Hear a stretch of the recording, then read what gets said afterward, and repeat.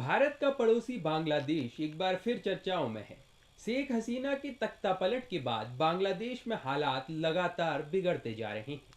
पहले वहां अल्पसंख्यक हिंदुओं को लगातार निशाना बनाया जा रहा था और अब गहरे आर्थिक संकट की खबर सामने आ रही है, जिसके चलते 1 फरवरी से कपड़ा और स्पिनिंग मिलों के अनिश्चितकालीन बंद होने का खतरा मंडरा है। आपको बता दें, बांग्लादेश का कपड़ा उद्योग, जो कि देश की अर्थव्यवस्था की रीढ़ माना जाता है, आज ऐतिहासिक संकट का सामना कर रहा है। 1 फरवरी 2026 से सभी मिलें बंद करने का ऐलान होते ही पूरे देश में हाहाकार मच गया। कपड़ा उद्योग बांग्लादेश के निर्यात का 80% से अधिक हिस्सा है और इससे 10 लाख मजदूरों की आजीविका पर संकट के बादल मंडरा रहे हैं। बांग्लादेश दुनिया का दूसरा सबसे बड़ा कपड़ा निर्यातक है, जो सालाना 40 अरब डॉलर से अधिक का व्यापार करता है। लेकिन गैस की भारी किल्लत, बिजली आपूर्ति में बाधा और कार्यशील पूंजी की कमी ने मिल मालिकों को मजबूर कर दिया है।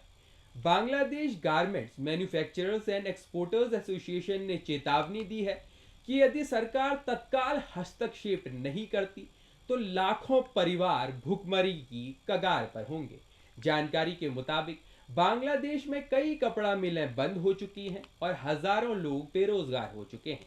हाल ही में भारत और यूरोपीय संघ के बीच हुए नए करार से भी बांग्लादेश के अंदर हलचल तेज हो गई है।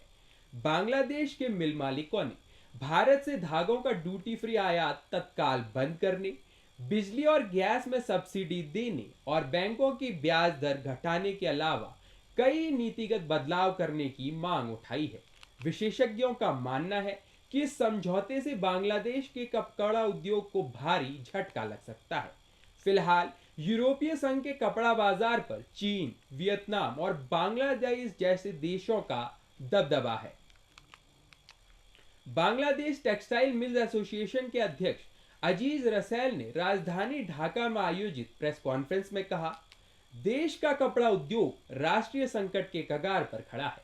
सस्ती कीमत वाले भारतीय धागे और कपड़े तेजी से हमारे बाजारों पर कब्जा कर रहे हैं। इसके कारण देश में कपड़ा तैयार करने का करीब 12,500 करोड़ का कच्चा माल गोदामों में नष्ट हो रहा है। बता दें, सरकारी आंकड़ों के मुताबिक बांग्लादेश में साल 2025 में करीब 70 करोड़ किलो धागे का आयात हुआ था, जिसका बाजार मूल्य करीब 200 करोड़ डॉलर है। लेकिन अब बांग्लादेश के मिल मालिक भारत से आयात बंद करने की मांग उठा रहे हैं।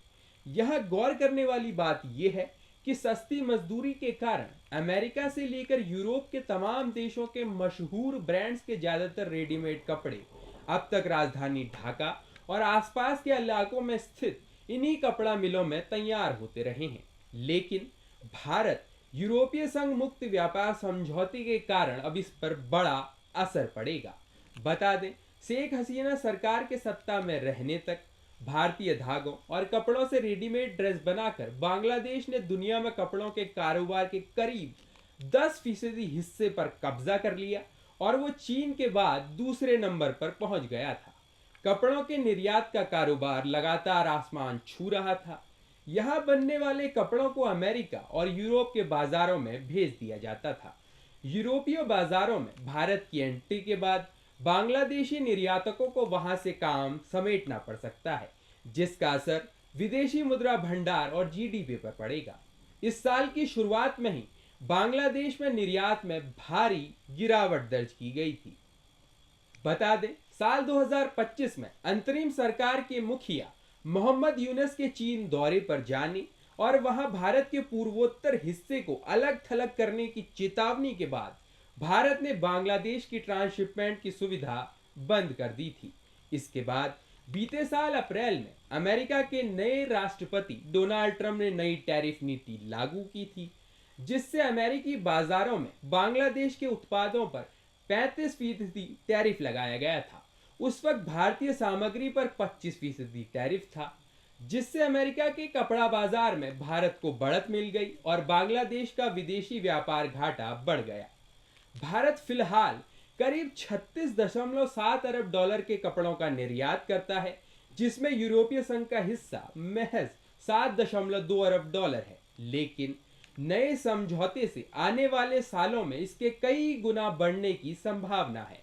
बता दें, ढाका की गलियों से लेकर चटगांव के बंदरगाह तक जहां कभी मशीनों की आवाजें गूंजती थी, वहां अब खामोशी छा रही है। लाखों लोगों के भविष्य पर संकट के बादल मंडरा रहे हैं। यदि ये मिलें बंद हुई तो जीडीपी में 10% से अधिक का योगदान देने वाला ये सेक्टर चरमरा जाएगा। ये संकट केवल बांग्लादेश तक सीमित नहीं, बल्कि भारत जैसे पड़ोसी देशों के कपड़ा निर्यातकों पर भी दबाव बढ़ेगा, क्योंकि बांग्लादेश के सस्ते कपड़ों की अनुपस्थिति में वैश्विक आपूर्ति प्रभावित होगी। ऐसे में कई सवाल उठते हैं। क्या बांग्लादेश का कपड़ा उद्योग इस संकट से उबर पाएगा? 10 लाख नौकरियों को बचाने के लिए वहां की सरकार क्या कदम उठाएगी? वैश्विक ब्रांड्स जैसे H&M और ज़ारा इस स्थिति से कैसे निपटेंगे? और सबसे बड़ा सवाल, क्या भारत कपड़ा उद्योग में इस मौके का लाभ उठाकर दुनिया के लिए बांग्लादेश का विकल्प बन पाएगा? इस खास रिपोर्ट में हमने बांग्लादेश के गहरे आर्थिक संकट से जुड़े तमाम पहलुओं पर विस्तार से चर्चा की। ये रिपोर्ट आपको कैसी लगी, हमें कमेंट कर जरूर बताएं। देश और दुनिया से जुड़ी ऐसी ही बड़ी खबरों और खास रिपोर्ट्स के लिए आप देखते रहिए JJN न्यूज।